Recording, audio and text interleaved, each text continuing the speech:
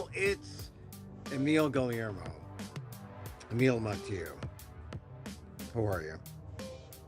Welcome to this program, my show we talk about all things considerable. And is there anything more considerable than the Bad Bunny halftime show? I mean, no one really wants to talk about yesterday's football game, right? I mean, yesterday's football game was a shared experience, sort of, but it was not as interesting a football game as people would have hoped. I mean, there were some great games during the season. The 49ers Chicago Bears game, that was great. There were a couple Bears games toward the end of the season that were great. They were all better than the Super Bowl. And the Super Bowl is for all the marbles. So how can you say you can be better than that, right? But it was. The Super Bowl was not a great game, but it turned out to be the platter, the platito, to serve up Benito, to serve up Bad Bunny, and that's what I want to talk about today. Bad Bunny, it's bad. If you're not talking about Bad Bunny, you're not talking about the greatest cultural eruption in the last, I would say clearly, the last 20, 25 years. This is a cultural eruption. You know, like similar to the time when you thought, oh, wow, this hip hop stuff, it's going to fade away, right? Right? No. Jay-Z, Beyonce, they're at the Super Bowl. They're billionaires. Black culture, black music, a thing, right? If you were way back when there was KRS-One and Kool Mo D and guys like that, and you were saying, well, one of these days, this will all fade over and we'll go back to the Beatles, the New Christie Minstrels. We'll go back to Mel Torme. We'll go back to Led Zeppelin and the British invasion. No, that's done. That's done. Black music, hip hop, expanded, and now it's just music. It's music. And I say yesterday was maybe the greatest cultural eruption in the last 20, 25 years, because we've been talking about the day when the minorities will become the majority. And that day was predicted maybe back in 89 and 90. And they say it's going to happen in 2035. Here we are, 2026. We're almost there. And in some states, the minorities are the majority. And we're talking about the browning of America. We're talking about the Latinization of America, which is not a bad thing. And we saw that yesterday with Bad Bunny. He spoke almost exclusively in Spanish, and it wasn't like anyone was saying, are we watching the game on Telemundo or something? Well, why are we doing that? Let's hear that guy Tarico. Let's hear Chris Collingsworth. Let's hear those guys. No, you were in the right channel. It was the right thing, because this was a business decision on the part of NFL to say, we want to embrace the modern America. We want to embrace the audience today. That's what it was, right? And I wrote an essay on Substack. Get it on Emil Amok's Takeout on Substack. It's also going to be on theinquirer.net. I'll read it to you. Emil Guillermo, my dad, Trump's racist post, and Bad Bunny's history-making Super Bowl show. Now, I mentioned my dad. It was his birthday. And I mentioned Trump's racist post because the coincidence of all those three things are important. Super Bowl Sunday landed on my father's birthday. Willie Guillermo was one of the first Filipinos to arrive en masse to the U.S. mainland, just in time for the Depression. Colonized Filipinos, they were classified as American nationals. That was the term. Essentially, they were second-class Americans. He's long dead. My father would have been 121. But oddly, as I say in my Amok monologues, he probably would have loved Donald Trump. You got to see my show to get that explanation. But I have no doubt, as a colonized Filipino, he would have cheered Bad Bunny. Yeah. I mean, when you think about it, the Philippines and Puerto Rico, they were all included in the same deal, Spanish-American War. The U.S. bought the Philippines from Spain, $27 million. Puerto Rico, they allowed the Philippines to be independent for a while. Or actually, the history is 1899, there was that U.S.-Philippine War because the Philippines was the first democracy in Asia. And that didn't sit well with the Americans. They went, fought it, got it back, said, you're our colony. And my father was born under the American flag. And it wasn't until World War II the Philippines got their independence. But everyone else did not in that batch with Puerto Rico and Cuba. So specifically Puerto Rico. So there was some simpatico. I'm sure there would have been between my father and Bad Bunny and the Puerto Ricans. So I know he would have cheered Bad Bunny had he been alive today. But I think there's no doubt Bad Bunny, biggest thing on America's big secular holiday. Because what else is it? The Super Bowl is a secular holiday. You get together with family, with friends. You sit around. You bet games, billions of dollars bet on these games, on the Patriots and Seahawks. But football, the forgettable entertainment. Yesterday, forgettable. The thing that will last in American and global history is that halftime eruption of Benito Antonio Martinez Ocasio, Bad Bunny. And the Super Bowl was the appropriate place, right, for this cultural marker because it's the most heralded public event in America. It's a thing everyone experiences, sort of like COVID, only less debilitating, slightly more positive. It's the Great American Tailgate, right? And this year, it was more for real than ever. More for real, why? Because we saw America. We saw America on Sunday. Suddenly, the most violent collision on Super Bowl Sunday wasn't helmet to helmet. It was culture to culture. Because let's be honest, the NFL didn't invite Bad Bunny to be diverse. They invited him because he owns the global charts, the streaming economy, and a generation that doesn't ask permission before dancing. This isn't, let's reach a new audience. This is the new audience. Everyone else is borrowing the remote. The recognition of Bad Bunny is a recognition of what the global audience has become. Now, cue the predictable outrage. Well, he's too political. Oh, he really wasn't. I don't understand the lyrics. Well, you need to know the lyrics to move your hips. You need to know Spanish to move your hips. Well, why can't we just have rock again? You mean white, colonized rock, black music? Look, the general translation of at least one key person in particular, why is America changing without asking me first? That's what's upsetting the number one person who has criticized this show. No one asked me, right? And that's why MAGA folks are wondering, they can't understand, right? The changing demographics, not just of the country, but of the world. They've been willing to accept Beyonce and Jay-Z as billionaires, right? Here in America, that should be enough, right? But now they're wondering, didn't we just make English the official language? Can't we just have Stephen Miller and Pete Hegseth do halftime karaoke? People will want more football after that. Or one last alternative. Well, why can't we just live with POTUS doing the YMCA dance?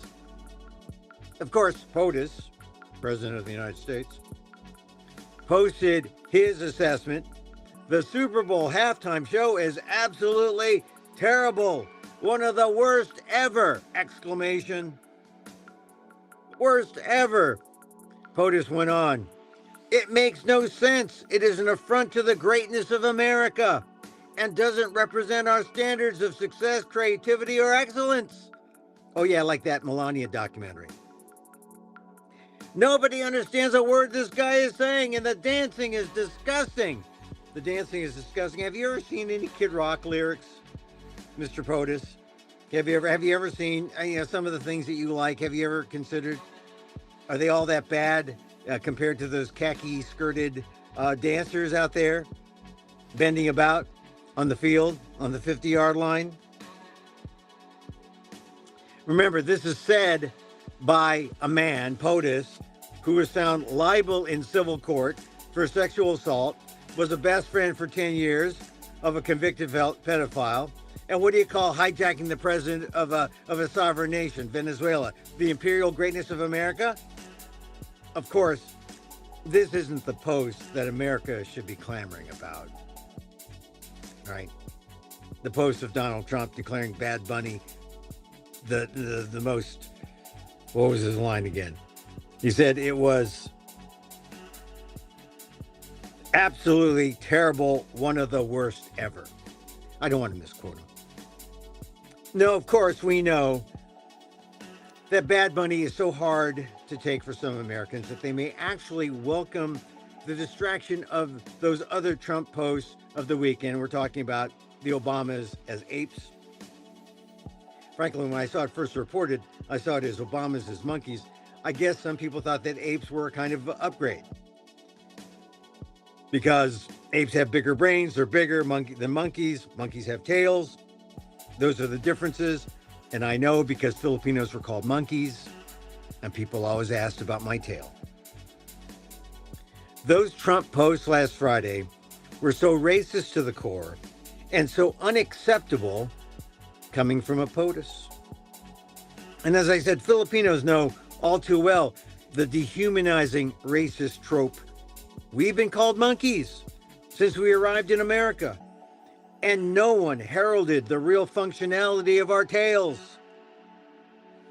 But Trump is leading the nostalgia for the days of old, when minorities were not the majority. He wants to go even further back when whites had policies of the 19th centuries, when whites dominated everything. He wants to go further back to the 19th century when white males dominated everything. Of course, the White House pulled the post when it got pushback from Republican leaders, then denied it ever happened. But we saw the post with our own eyes, right? You saw those memes with the Obamas as apes. Trump's racism is showing. It always does. I think he's having a Bad Bunny reaction. My wife said, oh, maybe he has Bad Bunny derangement syndrome. Maybe, I know, but maybe he should try his 2020 COVID suggestion of injecting a disinfectant. These are desperate times if you're anti-Bunny and maybe even pro-Labubu. Here's the cultural truth bomb. A lot of them on Sunday with that halftime show. Bad Bunny isn't here to convert you. He's here simply to expose you to the reality. Right? I mean, this is not about converting to the Bad Bunny crowd. This is about you seeing what's real. And if you want to be part of this, then you should just jump on the bandwagon. The bandwagon. And let's talk about that political label. If this is political, that's hilarious. The Super Bowl is sponsored by beer, the military, gambling apps, pickup trucks that cost more than a year at a state college.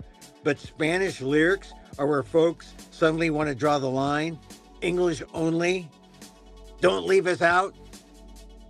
Hey, there are millions of us who are left out all the time by the elite, by the politicians, by the GOP. They don't heed our call for inclusion. Now they want to be included. Bad Bunny represents something the NFL or Trump can't control. culture that doesn't ask for approval from middle America first. Bad Bunny didn't come up through top 40 radio. He didn't soften his accent. He didn't translate his lyrics to make advertisers comfortable. He made the world come to him. That's not rebellion. That's having leverage. Donald Trump, as a real estate guy, should understand leverage.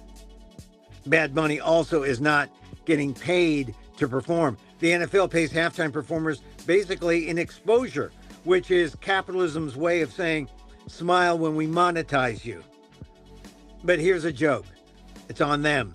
Bad Bunny doesn't need the NFL. The NFL needs him to look relevant to anyone under 40 who doesn't think classic rock is new music. Made me think, there's a lot of people younger who think Fleetwood Mac sounds kind of new. Are they new? There was a whole lineage of Fleetwood Mac that goes back to Peter Green before Lindsey Buckingham and before, what's her name? Rhiannon, right? Stevie Nicks. That's not new. That's, 50 years old? So they needed Bad Bunny. The NFL needed Bad Bunny, right? This is the same country that still debates whether Puerto Rico is part of America, while happily absorbing Puerto Rican culture whenever it makes money. We love the rhythm. We give side eye to people who made it. That's the deal America keeps trying to renegotiate. I just kept thinking, especially when those people were climbing up the power lines in the show. Remember when Trump visited Puerto Rico in 2017 after Hurricane Maria, when only 7% of the island had power, and POTUS went there and threw paper towels at the people? This is Puerto Rico's revenge. Bad Bunny has the power and the mic now. So we're in this process of accepting Mr. Bunny's power. What really rattles people isn't his politics, it's his confidence. He doesn't explain himself. He doesn't apologize. He doesn't pause to educate the comment section. He performs and lets America catch up or choke. In some ways, he's no different from Donald Trump. Donald Trump, Venezuela, I'm just going to grab it. It's mine. I'm going to take it. Greenland, I want to take it. Or then someone stopped him from going all the way. And that's why in Greenland we have Taco Tuesdays. But Donald Trump wants to take everything. Oh, yeah, emoluments clause. I can't monetize the presidency. Just wait. You'll see. Cryptocurrency. He sells those meme coins. He's got $4 billion in the first year. Actually, the way crypto's going, a lot of that money's gone south. It was estimated $4 billion in his first year since coming back to the presidency, but that may have dipped. He still likes to talk about, we're going to have the best stock market. We have the best 401ks. That's what you say when you have nothing policy-wise to mention. So, some people were really angry before the before the first beat drops. They knew this halftime show wasn't for them, but it's happening anyway. And nothing scares America more than realizing it's not the center of every cultural conversation anymore. But why should that surprise you? Donald Trump started his reign of terror saying, hey, I'm for isolationist. I'm for America first. I'm for us going off into a corner, forgetting about everyone else. He can't do it that easily, as he's finding out.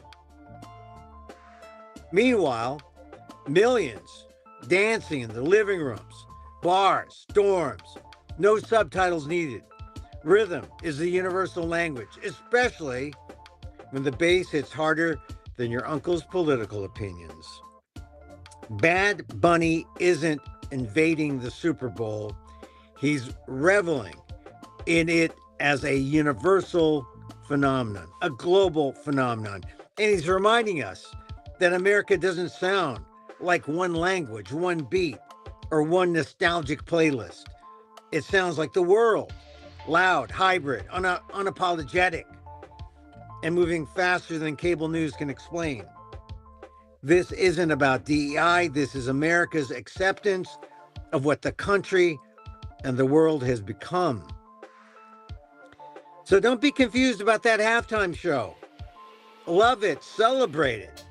You didn't need to know Spanish, though Spanish would help you understand some of the tender moments, like when Ricky Martin is singing a Bad Bunny song, lamenting about his island not wanting it to be taken over like Hawaii. But all you needed to know in English was up on the lit up scoreboard behind Bad Bunny.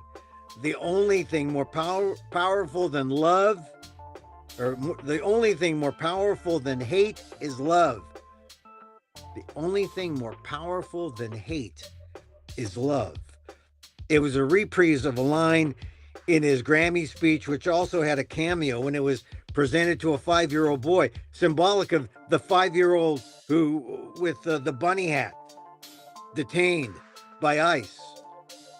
And then there was the only scene I really understood when Bad Bunny went on about all the Americas, from Canada to Central America and South America. He mentioned all the countries, right? And I have a son-in-law from Colombia, so when I heard Colombia, it pricked up my ears.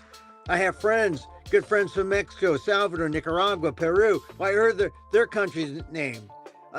They were all named. It was American unity, more powerful than anything our own president has done in his second term. I remember I was about to take a job in Chile one year, back in the 90s. And I was looking to see, well, what coverage is here in America about Chile and Latin America? Nothing, hardly anything. Which is probably why they wanted to send a reporter to Chile. I ended up not taking that job, but I just kept thinking, man, we live in real isolation.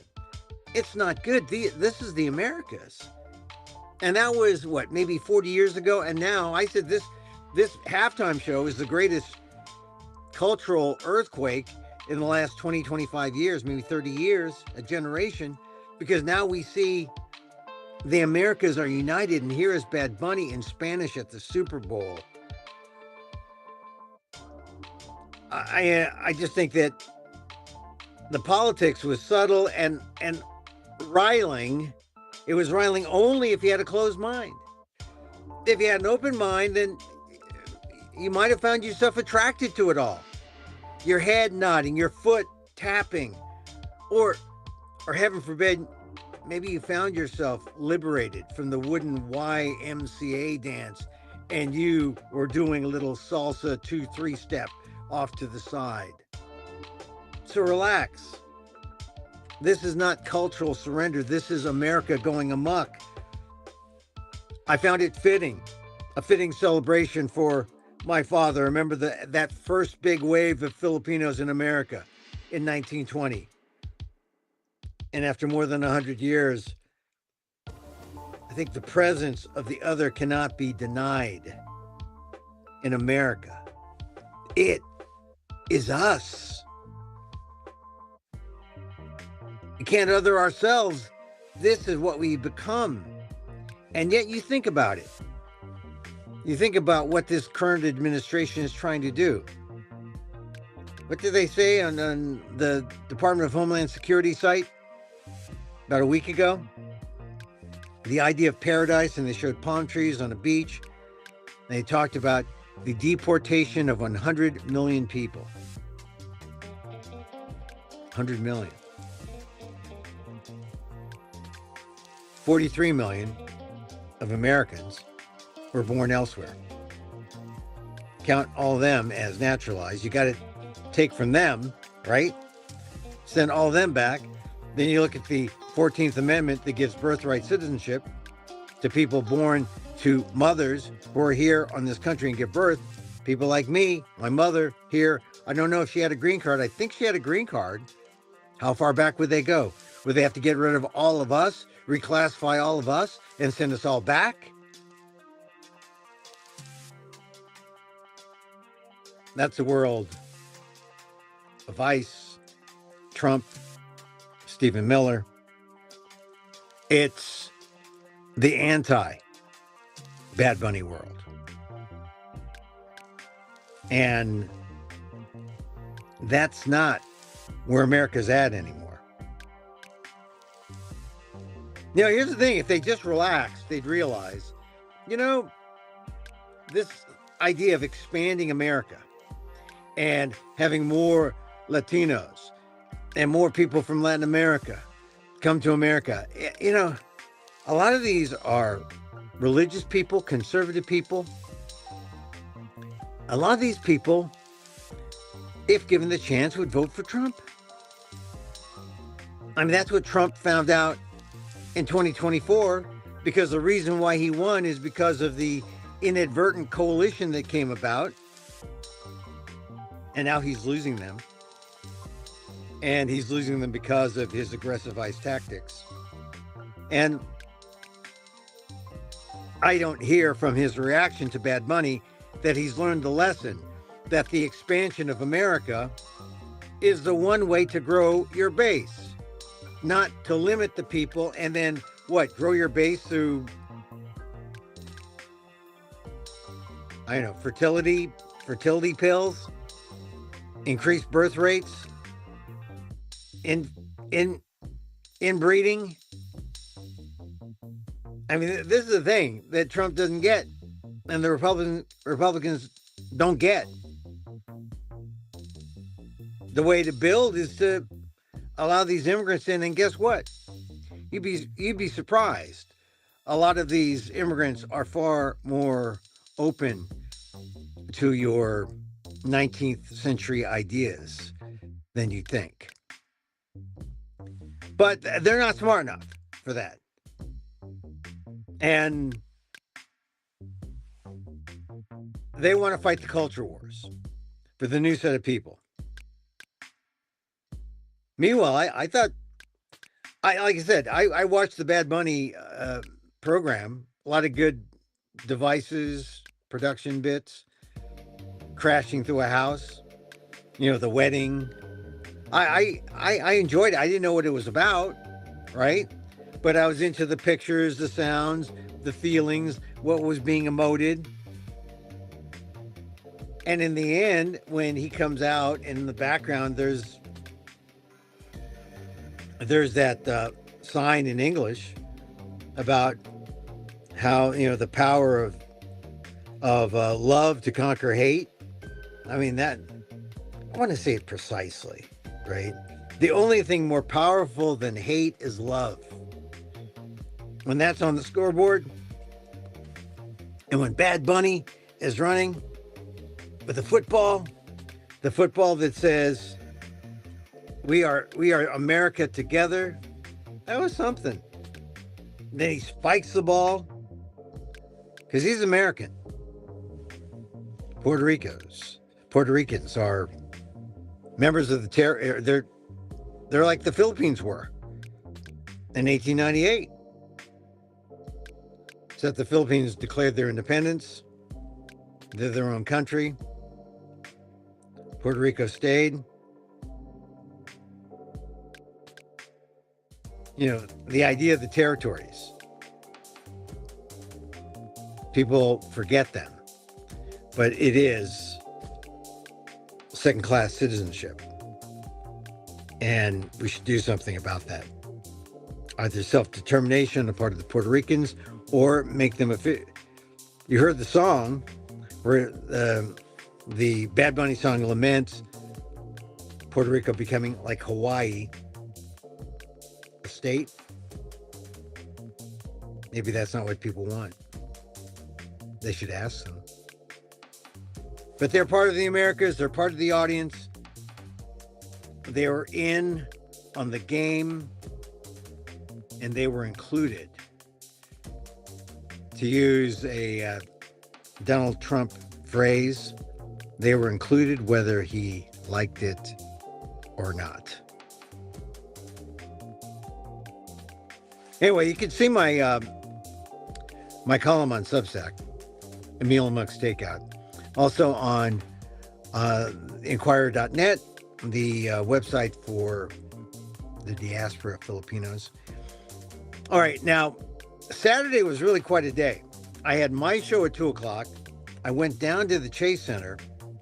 I forgot that Chappelle was making an appearance at the Chase Center. And he had a big show comedy. It was music. He had a ton of comics. He had himself. It was like a Super Bowl party, right? And I was in a restaurant just like a couple blocks from the Chase Center. I didn't, it was all sold out, so I wasn't going in. But there was a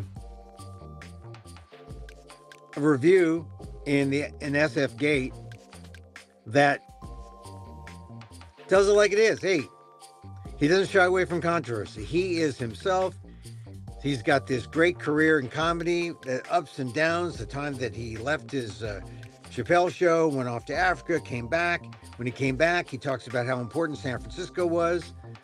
And I'll say, you know, there are a few comics who have the kind of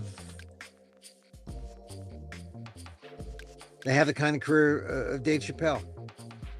Highest of heights, lowest of lows, comes back, and he does comedy the way it should be. He lets you know what's on his mind. I respect that, and I may not agree with everything.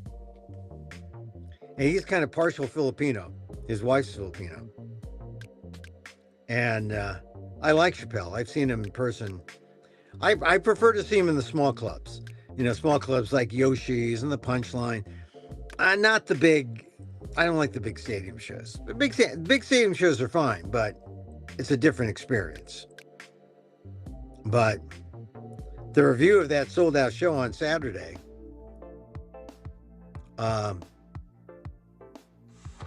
signifies that he hasn't lost his touch. He's still upsetting some people, not upsetting others. But, some person complained about how he still likes to take your phone away from you. The confiscation of phones, which, frankly, I don't like either. Anyway, so Dave Chappelle was there at night. I just had lunch with my friend, Professor Daniel Phil Gonzalez, after my show. Had a good time, went to this place down there, a couple blocks away. And then we went off on our separate ways because I was beat by, before the Chase show started. I had my show, 69 Emil Amok. We had a nice run. Had some good people there on Saturday. The people from the Asian Storytellers in Action. I think I stopped going to meetings, although I'm still a member, and I think they changed their name, but had a bunch of them, and they were very, very supportive. Eleanor and Linda and Robert and Nancy, they were there. It was great. It was a great final show, but I'm doing another show at the same place, at the Petro Stage. And you can see on the crawl there how to get your tickets. It's on March 14th, 15th, 16th. I believe that's a Friday, Saturday, Sunday. And then on the 19th, which is a weekday. And it's a 50-minute comedy show versus a 50-minute solo show. Solo shows are like storytelling driven, narrative driven. And this one is going to be more comedy, more just comedy. Laughs per minute, greater laughs per minute. But I want you to think too. So on the crawl, you can see how to get your tickets. And it's the same deal. It's free to come see me live at the Petro Stage, which is on the 1600th block of 18th Street there in Petro Hill. Great little theater. So come see me live, or you can live stream it. So you can be in New York, Hawaii, Texas, Alaska. Watch the show for free. And then you can donate later, or you can donate. You either put the money in the hat before or put it in after. It's a kind of relaxed kind of fringe festival idea, but you can see some of the things that I've been developing on this podcast there, and in some of my stand-up act and my one-man shows. They're different. Stand-up shows tend to be just, jokey. I won't say jokey jokes, but jokes are more important. And the high level of humor, the amount of jokes. The story shows have the humor, but they know the job is to make you feel and make you see. I don't know, in the end, maybe they're all the same.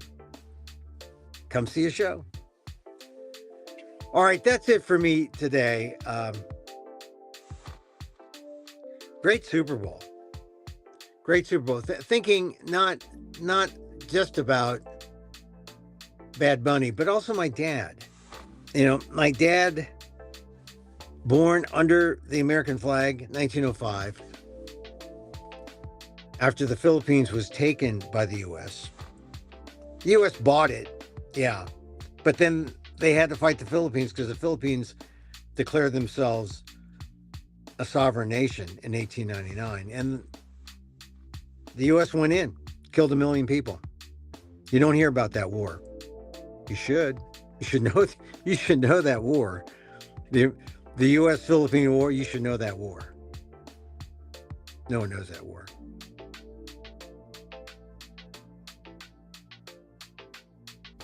So